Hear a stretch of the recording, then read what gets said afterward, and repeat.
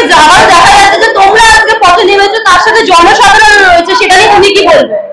আমরা ইউটিউবাররা বেসারেন ভুলে বেরিয়েছিলাম, বাট এটা যারা যারা আমাদের প্রত্যেককে সাপোর্ট করছে এই ঘটনার বিরুদ্ধে যারা প্রত্যেকে বেরিয়েছে, আমরা কোনো রাজনৈতিক কোনো মানে বিভ্রাট সৃষ্টি করতে চাই না। আমাদের একটাই দাবি যে আসল দোষী তাকে বিভিন্ন জায়গায় ট্রান্সফার করা হচ্ছে, এটা না করে তার ডিরেক্ট শাস্তি হোক।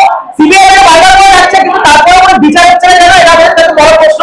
বাট ডেফিনেটলি আমরা এর শেষ দেখে ছাড়বো এই চিন্তা ভাবনা করে রেখেছি। আজকে বেরোচ্ছি, কালকে নামবো, প্রত্যেক মাসে প্রত্যেক দিনে প্রত্যেক ঘন্টায় নামবো, কিন্তু আমরা বিচার চাই।